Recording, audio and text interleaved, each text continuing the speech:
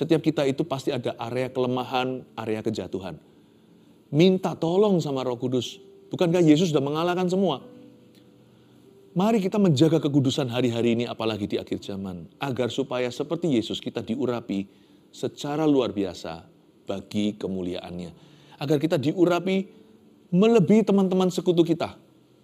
Akan ada perbedaan antara orang Kristen yang biasa atau orang Kristen yang hanyalah kulitan dengan orang Kristen yang sungguh-sungguh bayar harga. Jaga kekudusan ya. Karena hari-hari ke depan keluarga Saat Teduh Bersama Anda tidak akan hanya menulis permintaan permohonan doa, doakan saya, Anda pun akan bisa mendoakan orang lain dan mujizat akan terjadi. Nama itu berbeda sekali.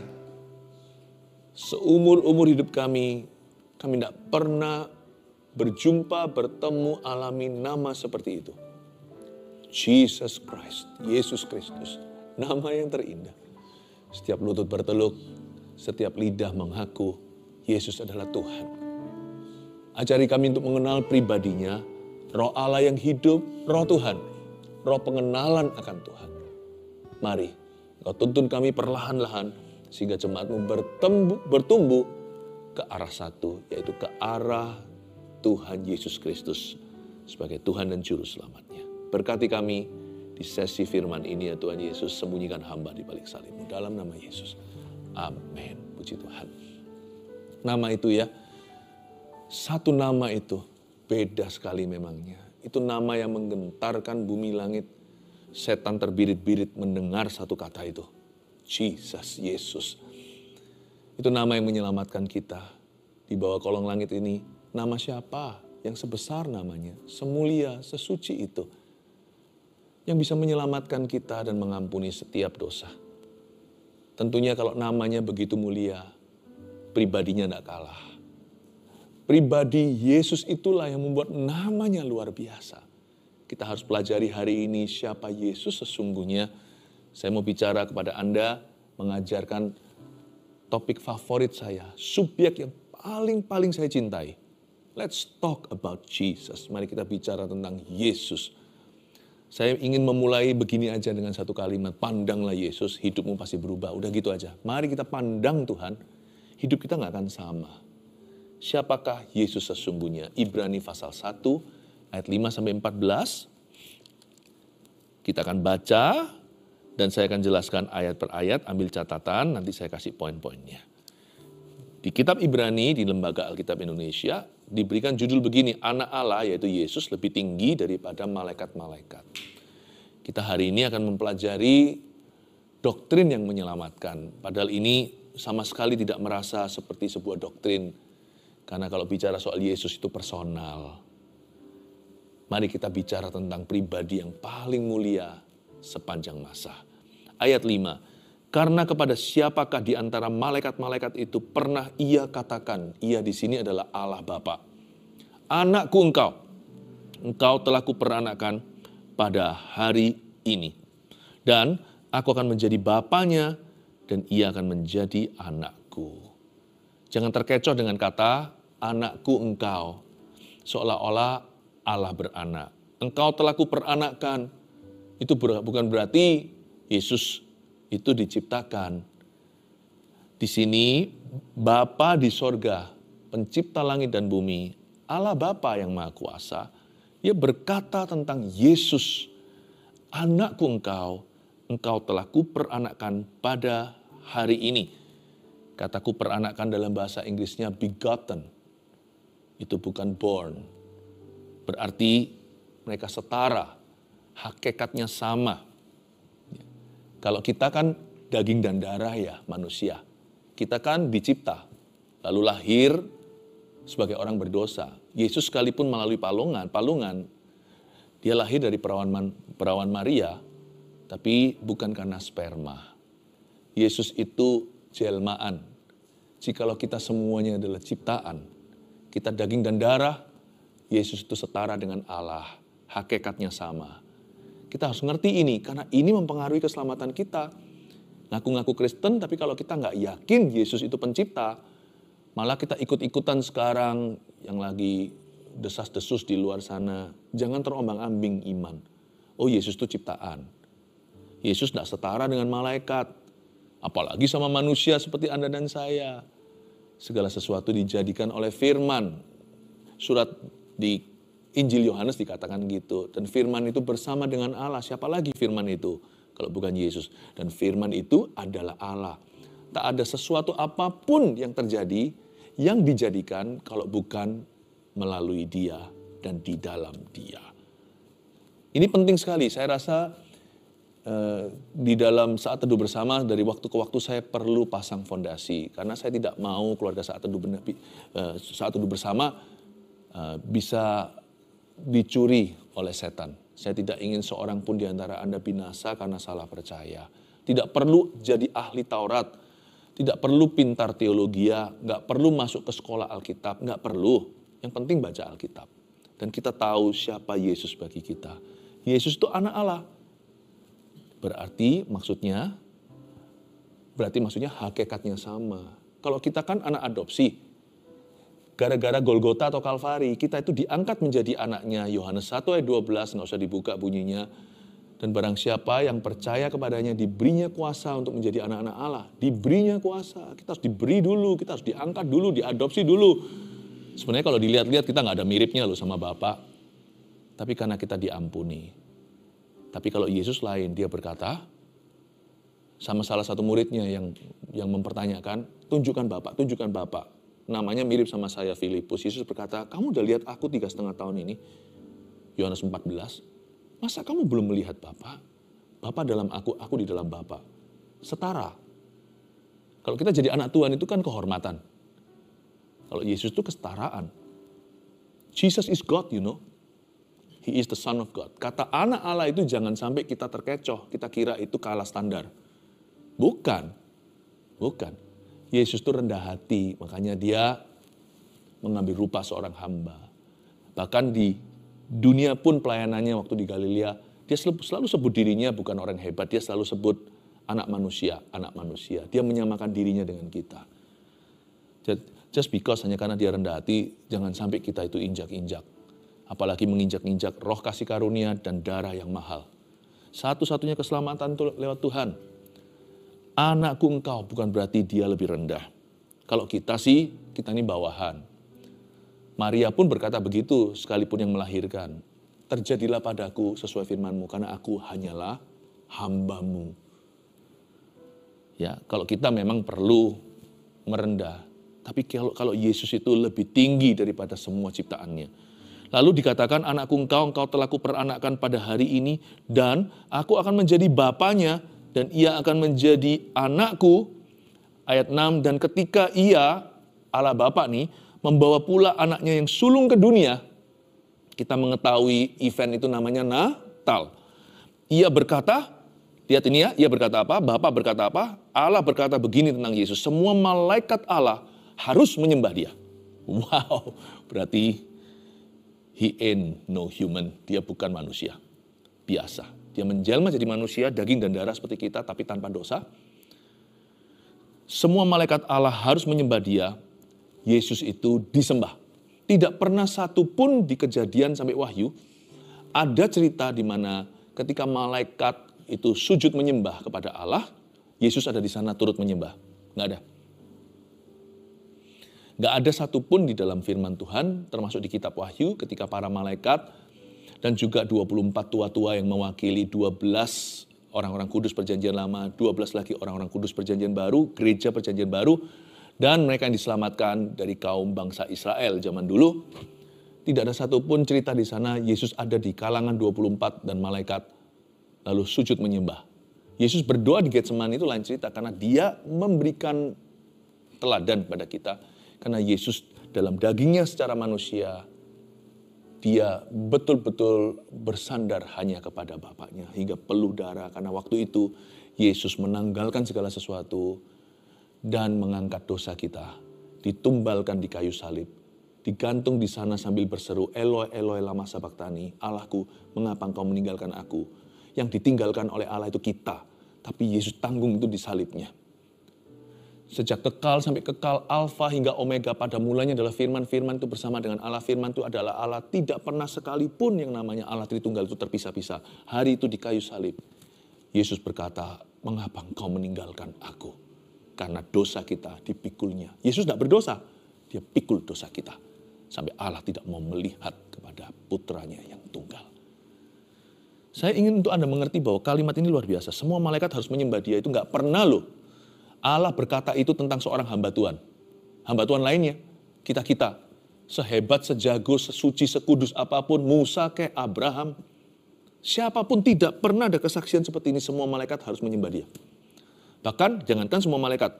Satu malaikat pun tidak boleh menyembahnya. Kita tahu di cerita kitab Wahyu, ketika ada satu malaikat, ketika Yohanes mendapat penglihatan lalu dapatkan visitasi ilahi, ada seorang malaikat, Gabriel atau malaikat yang lain contohnya. Langsung dia sujud menyembah. Malaikat itu menolak dan berkata, jangan. Aku hamba seperti kamu. Sembahlah anak domba. Anak domba Allah, yaitu Yesus Kristus.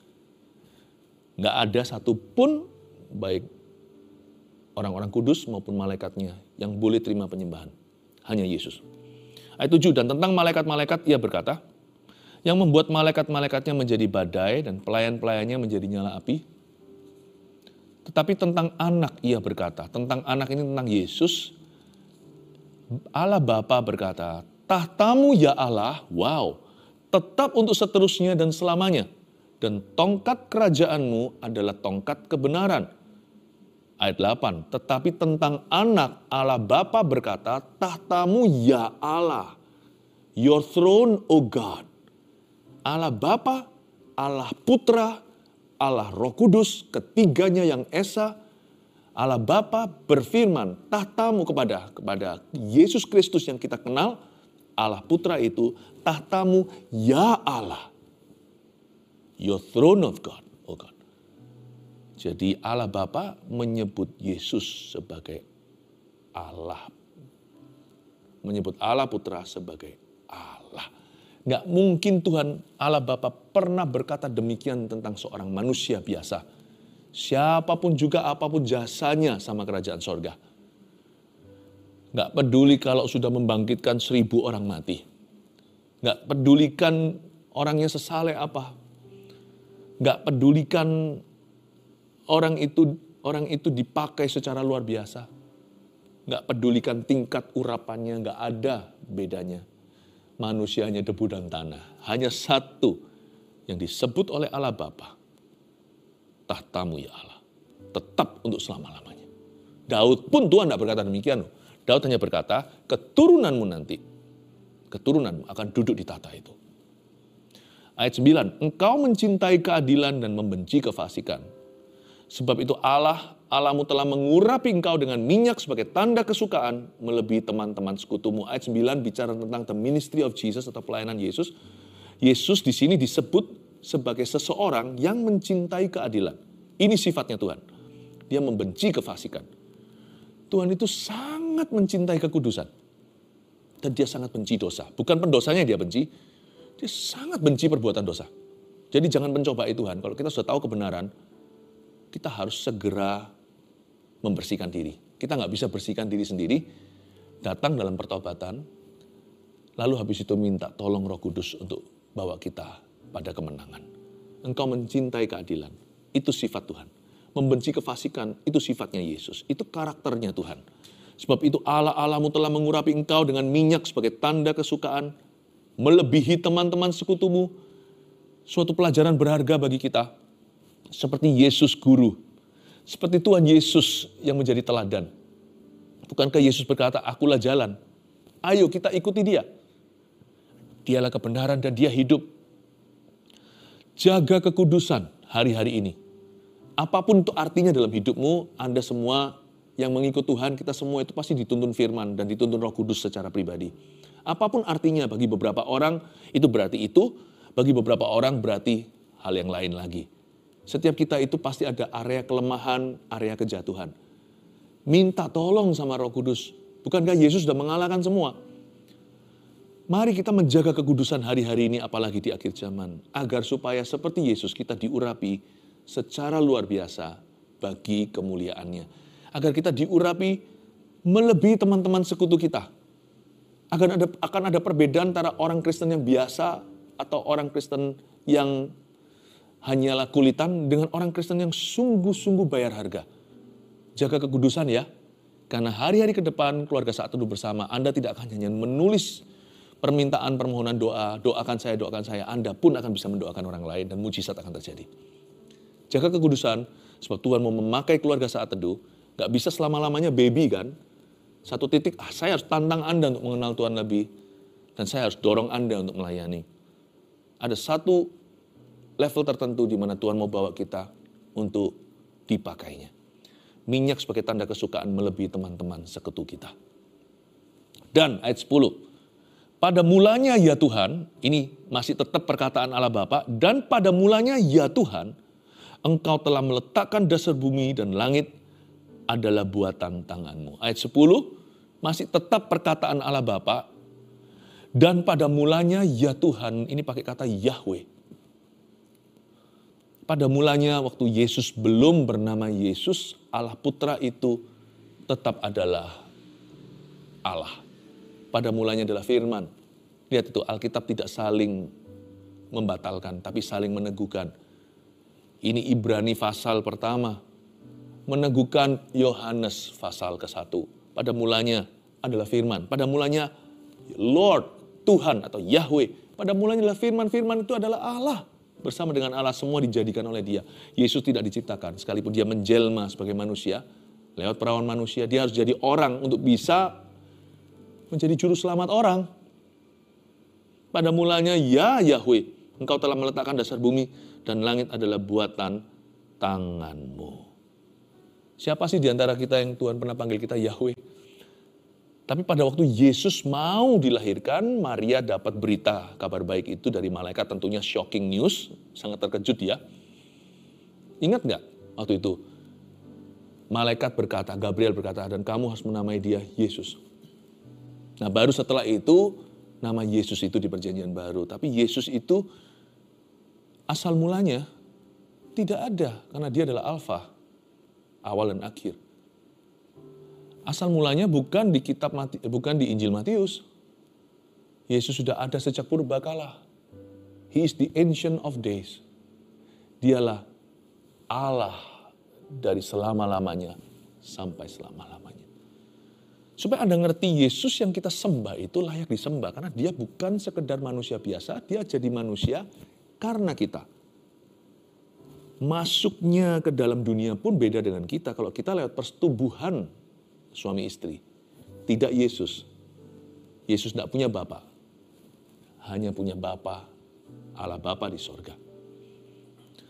Saya mau kita mengerti bahwa sekalipun Yesus tangannya berlubang paku, si Thomas yang ragu mencucukkan tangannya ke lambungnya, but he is not like us. Dia tidak seperti kita. Dia menjadi seperti kita untuk mengerti kita. Tetapi dia sama sekali bukan salah satu di antara kita. Kita sama Yesus jauh saudaraku. Kita orang berdosa, dia adalah juru selamat yang mengampuni dosa kita. Supaya kita mengerti hari ini bahwa kalau kita pakai nama Yesus tengking setan, Anda harus percaya bahwa nama itu berkuasa. Karena pribadinya berkuasa. Kalau kita berdoa dalam nama Yesus, jangan Anda kira doa Anda, oh sempurna, kurang, fasilida, apa ya kira-kira kalimat yang bisa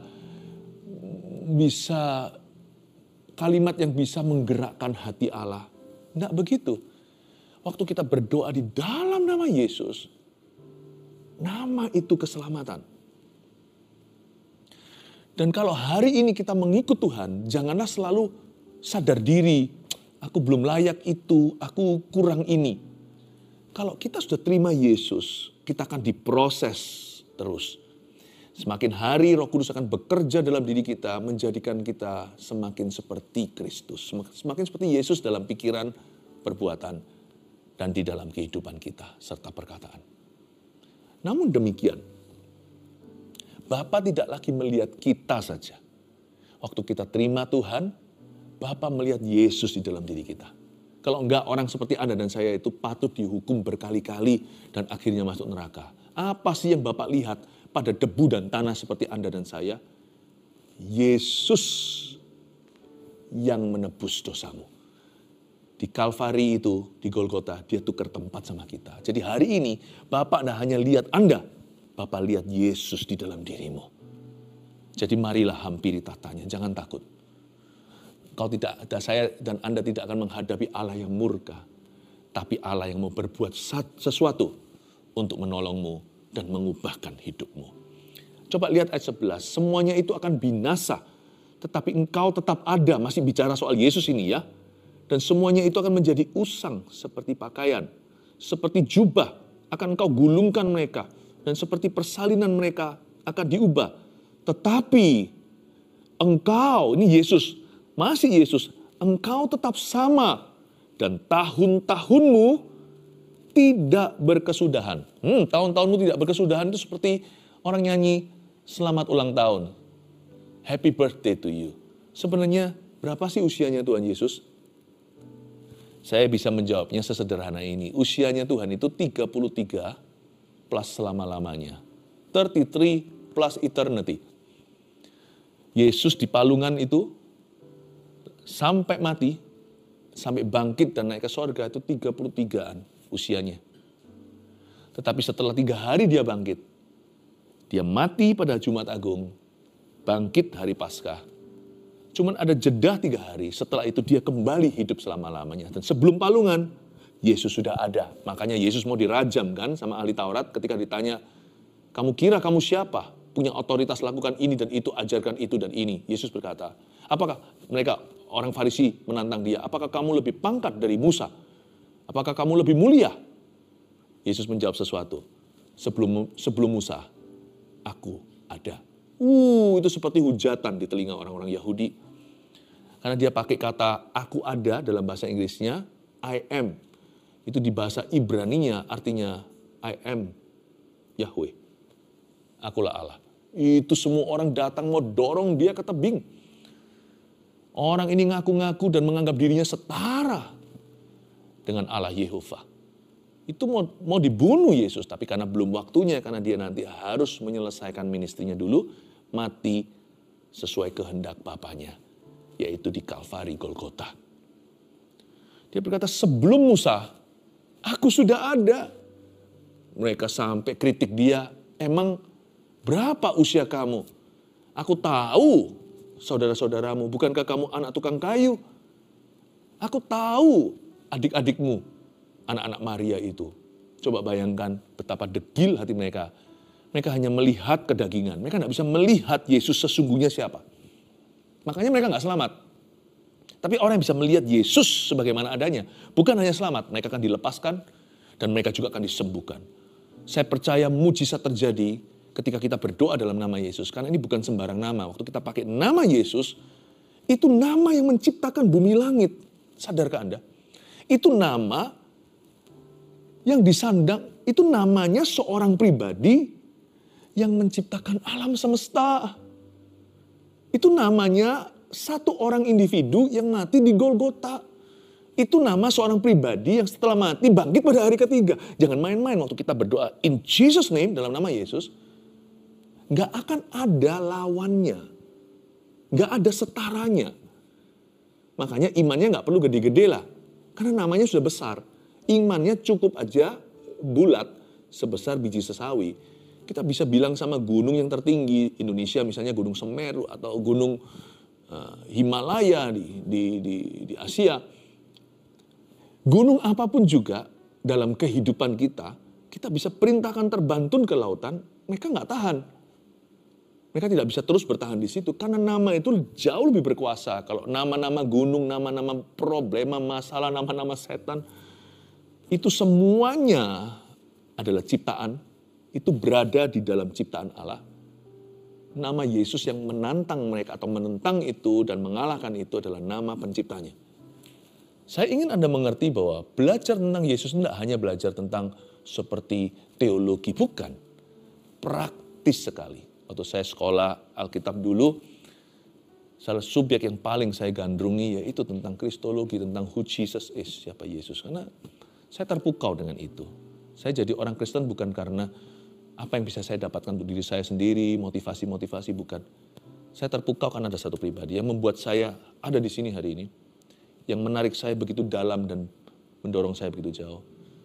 Bukanlah sebuah teori agamawi. It's a person, seorang pribadi. His name is Jesus. Namanya Yesus. Sudahkah Anda menerima dia? Sudahkah Anda sungguh-sungguh mengenal dia? Kalau Anda belum ya, jangan jadi Kristen KTP-an. Karena bukan mereka yang berseru Tuhan-Tuhan yang selamat loh. Tapi orang-orang yang melakukan kehendak Bapa, yaitu percaya kepada anak Allah. Umur Yesus berapa sih? Tahun-tahunnya kok tidak berkesudahan, semuanya itu akan binasa, tapi engkau tetap ada. Jangan jadi seperti ahli Taurat orang Farisi yang degil hatinya. Masih usianya muda kok, merasa diri gimana. Jangan lihat Yesus seperti para Farisi memandangnya. Karena Anda akan binasa. Lihat Yesus sebagaimana firman katakan. Umurnya 33 di atas muka bumi, kekal selamanya sampai kekal selama-lamanya. Alfa dan Omega. That's my Jesus. Itulah Yesusku. Ayat 13, dan kepada siapakah di antara malaikat itu pernah ia atau Allah Bapa berkata, duduklah di sebelah kananku sampai kubuat musuh-musuhmu menjadi tumpuan kakimu. Coba tunjukkan ada satu cerita di Alkitab di mana malaikat itu duduk. Ada sih, duduk di kubur Yesus. Tapi duduknya itu pun dalam misi. Untuk bertemu dengan orang-orang yang kecele hari itu. Karena mereka nggak percaya apa yang Yesus sudah nubuatkan sendiri. Bahwa dia akan bangkit pada hari ketiga. Maria Magdalena masuk. Lalu siapa lagi. Malaikat itu duduk di situ. Ada 2 malaikat kan yang duduk. Satu di daerah kepala Yesus tadi. Satu di daerah kaki. Di mana tadi ditempatkan mayat juru selamat. Pada hari ketiga ketika dia bangkit, banyak orang menengok ke dalam kuburan itu dan melihat malaikat. Tetapi sebenarnya malaikat tidak pernah dipersilakan duduk bersama dengan Bapa. Yang boleh duduk ya, kalau pelayan nggak boleh. Pelayan itu harus sibuk. Kalau ada seorang royalty atau seorang raja, misalnya kalau Anda bayangkan kerajaan Inggris atau kerajaan mana, atau kerajaan di Indonesia aja, ya di beberapa daerah-daerah khusus masih ada sultannya. Mana ada sih abdi dalamnya? Apalagi kalau orang luar, mana berani duduk sembarangan. Yang duduk tuh raja dan keluarganya. Yang lainnya itu semua melayani dan sibuk sana-sini. Yang diundang duduklah, itu VIP. Dan duduklah di sebelah kananku, sampai kubuat musuh-musuhmu menjadi tumpuan kakimu. Di sini sebuah statement pernyataan bahwa Yesus tidak sama dengan malaikat dan tidak sama dengan hamba-hamba Tuhan lainnya. Dia setara, duduknya itu di tahta. Mana ada seorang manusia yang didudukkan di situ. Kita pun dapat invitasi atau dapat undangan yang sama. Kita agak perkecualian karena kita itu lebih beruntung dari malaikat, padahal malaikat lebih baik dari kita. Kita pun diundang. Ada ayatnya, barang siapa menderita bersama dengan Kristus, dia akan bertahta bersama dengan Tuhan. Tapi tahta kita tahu. Tahta kita itu anugerah, kasih karunia. Bukan karena kita layak di sana dan kita tidak berasal dari situ. Itu tahta ditambahkan di hidup kita. Kalau kita menderita bersama dengan Tuhan, kita boleh duduk bersama dengan Tuhan, memerintah bangsa-bangsa. Tapi kalau Yesus, dia duduk bukan karena alasan apa. Dia duduk memang berasal dari sana sebelum turun ke palungan di tempat hina. Saya ingin Anda melihat bahwa Yesus itu adalah raja di atas segala raja. Semua malaikat dan semua ciptaannya sujud menyembah dan melayani dia. Dan kita lihat ya, ayat 14. Bukankah mereka semua adalah roh-roh yang melayani para malaikat? Yang diutus untuk melayani mereka yang harus memperoleh keselamatan? Ini ayat terakhir yang saya bacakan. Malaikat itu roh yang melayani, diutus untuk melayani. Kalau Yesus sudah punya malaikat, ngapain Tuhan Yesus cuci kaki murid-muridnya ya? Suruh malaikat aja. Kalau Yesus itu raja di atas segala raja, ada malaikat yang melayani. Kenapa Yesus yang memecah-mecahkan 5 roti dan 2 ikannya juga, sehingga 5.000 orang bisa makan kenyang hari itu? Kenapa Yesus lakukan sendiri? Ini menunjukkan bahwa sang raja tidak harus melayani, tidak sepatutnya malahan, tapi dia cuci kaki murid-muridnya. Padahal yang disebut roh yang melayani itu malaikat. Ya sama-sama kita lah, kalau kita juga orang berdosa. Seharusnya kita ini dihukum untuk melayani selama-lamanya. Seharusnya kita ini diperbudak. Tapi Yesus itu mengeluhkan kita, mengasihi kita. Kok bisa ya? Malah dia suruh murid-muridnya duduk, dicuci satu-satu tuh refleksi kaki. Dibersihkan, dibasuh seperti itu. Wow, saya sampai termenung-menung waktu saya baca ayat 14 ini. Itu berarti Yesus itu berarti hamba loh.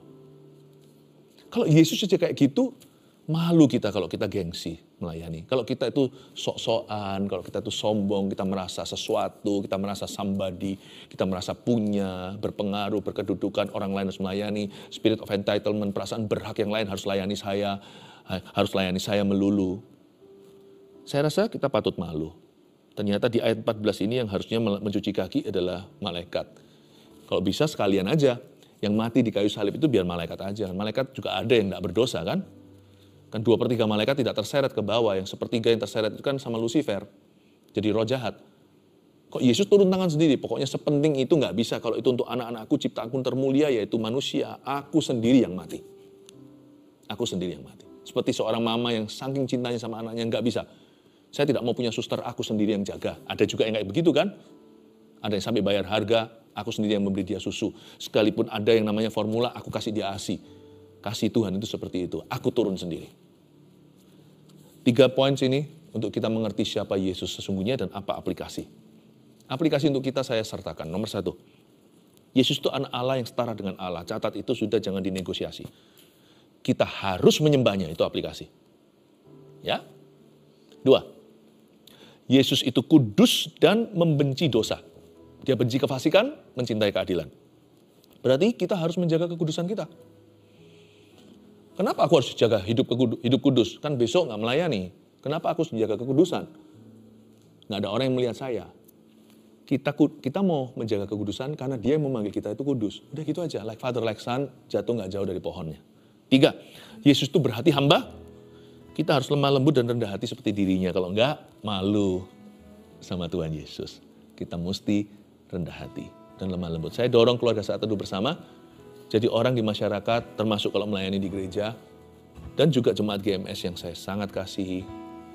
Kita harus ramah sama jemaat orang baru maupun orang lama. Dan kalau kita adalah jemaat yang dilayani, ramahlah pada para pelayan Tuhan yang melayani Anda hari itu. Jangan merasa lebih berhak daripada yang lainnya. Jadi orang yang lemah lembut dan rendah hati, agar kita membuat Yesus bangga punya anak seperti kita. Haleluya.